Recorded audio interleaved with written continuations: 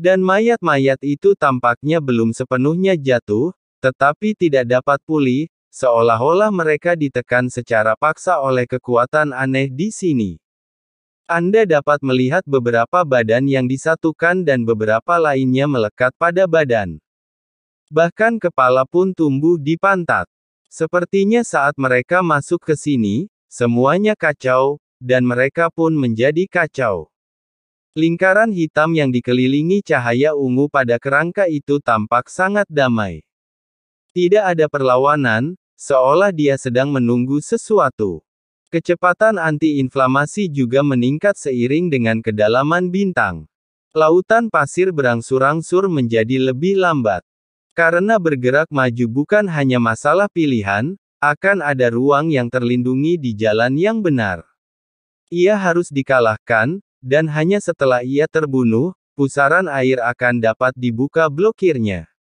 Di ruang tempat Xiaoyan berada, kali ini dia mengalahkan binatang angkasa itu, tetapi blokade pusaran itu tidak dibuka.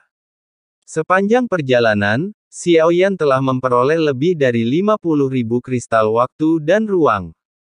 Bukan saja blokade pusaran di depannya tidak terbuka, tetapi fluktuasi spasial yang dipancarkannya juga tidak tepat.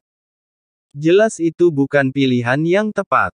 Orang yang mengatur semua ini benar-benar memikirkannya dengan matang. Xiaoyan merasa apa yang dilihatnya tidak terbentuk secara alami. Ini lebih seperti sesuatu yang terjadi secara tak terduga. Xiaoyan mengeluarkan 10.000 kristal ruang waktu. Peran mereka seharusnya lebih dari itu. Kristal waktu dan ruang berangsur-angsur menyatu, dan pusaran tersembunyi perlahan muncul. Mata semua orang di Dewa Kuno berbinar saat mereka melihatnya.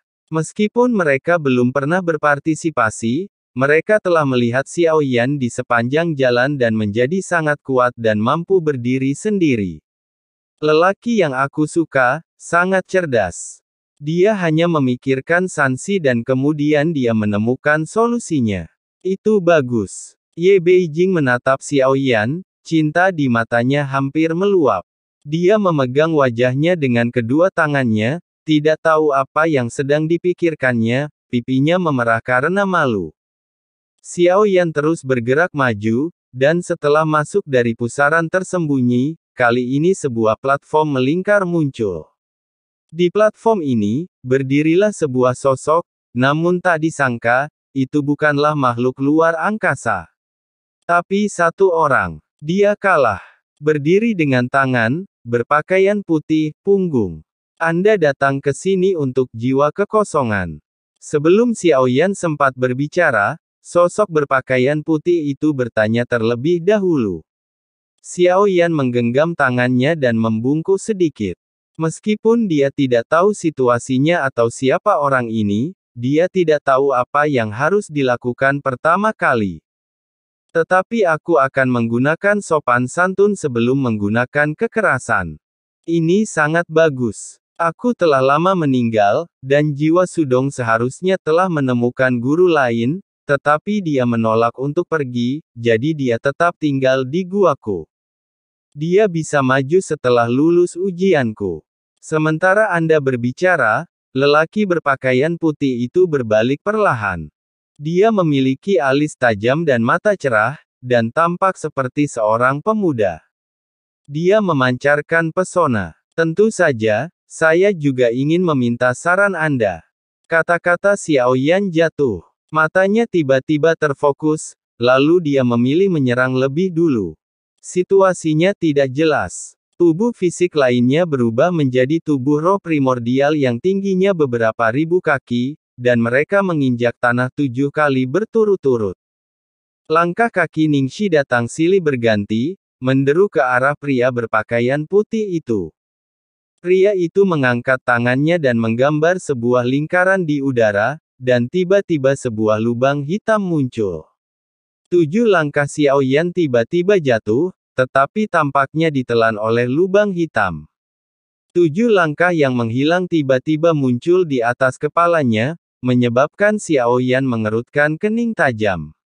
Dia harus menggunakan kekuatannya sendiri untuk melawan keterampilan bertarung yang ditampilkannya, dan melancarkan beberapa pukulan secara beruntun. Pikiran Xiaoyan segera bergerak, dan yang lainnya menghilang begitu saja. Dan pada saat ini, Xiaoyan tiba-tiba merasakan hawa dingin di punggungnya dan secara naluriah menghindar. Sosok pria itu tiba-tiba muncul di belakangnya dan terus menunjuk. Xiaoyan, jika dia terlambat setengah detik, diperkirakan jari-jari akan membeku. Kecepatan antara kedua alis sangatlah cepat. Inilah asal mula guntur. Namun, jika dibandingkan dengan kekuatan luar angkasa, hal itu tidak ada hubungannya dengan kecepatan. Jika kekuatan jiwa cukup kuat, ia dapat melakukan perjalanan melalui titik awal ruang manapun dalam sekejap. Lelaki berpakaian putih itu bicaranya perlahan, dan kedengarannya dia tidak sedang memimpin sidang. Itu lebih seperti dia sedang mengajari Xiaoyan tentang aturan kekuatan ruang. Jarinya jelas-jelas meleset dari sasaran, tetapi Xiaoyan merasakan hawa dingin di dadanya. Ketika dia melihat ke bawah, dia melihat lubang berdarah di dadanya, yang disebabkan oleh jari. Dia tidak punya cara untuk bersembunyi. Namun saya jelas-jelas bergerak untuk menghindar terlebih dahulu. Mengapa serangan lawan masih muncul padaku? Terlebih lagi, lubang darah di dada Xiaoyan sulit disembuhkan. Hanya setelah secara paksa mendorong kekuatan ki dan darah, dia menghilangkan kekuatan yang mencegah pemulihan. Xiao Bei yang sangat kuat memiliki asal-usul guntur dan tubuhnya sangat kuat. Dibandingkan dengan yang sebelumnya, milik Anda kualitasnya lebih tinggi. Pria berpakaian putih itu melanjutkan. Xiaoyan mengangkat alisnya saat mendengar ini. Tampaknya banyak orang telah lulus ujian sebelum dia. Tempat ini sepenuhnya milik wilayah orang ini. Jika Anda ingin mengalahkannya, Anda harus menggunakan kekuatan aturan yang lebih kuat. Xiaoyan memiliki 3 aturan dengan kekuatan absolut. Yang satu adalah tubuh jiwa. Ketika jiwa super raksasa tumbuh hingga ukuran 100.000 kaki, kekuatannya menjadi aturan. Satu pil dapat melanggar semua hukum. Yang kedua adalah api, yang juga merupakan kekuatan terpenting Xiaoyan. Inilah api Daoyi, api langit, dan kemudian jantung api yang ia kejar, selangkah demi selangkah. Oleh karena itu, api adalah sumber terkuatnya. Yang ketiga adalah 3 macam Thunder Hearts of Thunder, yang mengandung kekuatan aturan yang tidak perlu diragukan lagi. Untuk mengalahkan orang ini sekarang, kita harus menggunakan semua kekuatan ini. Jelas hal utama bukanlah kalah. Namun untuk mendapatkan pengakuannya.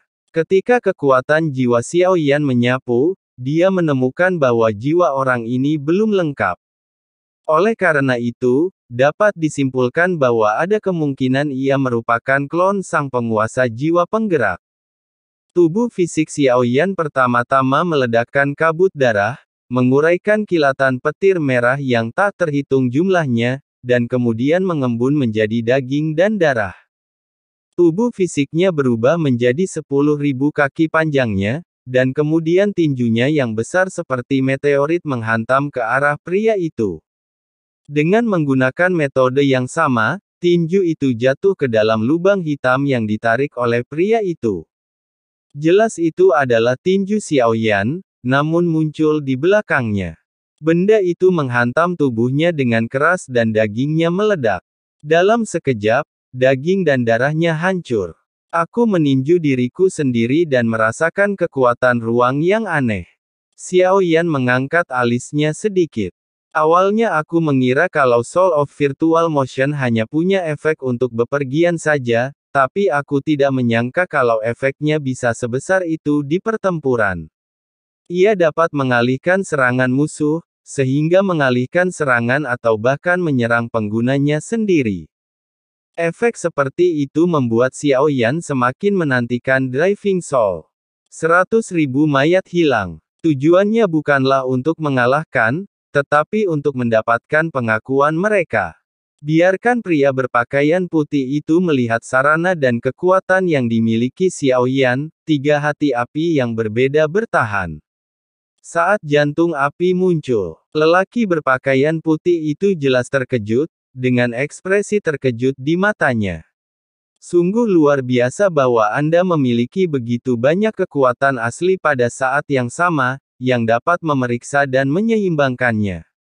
Sekarang Anda bahkan ingin mendapatkan Soul of Void.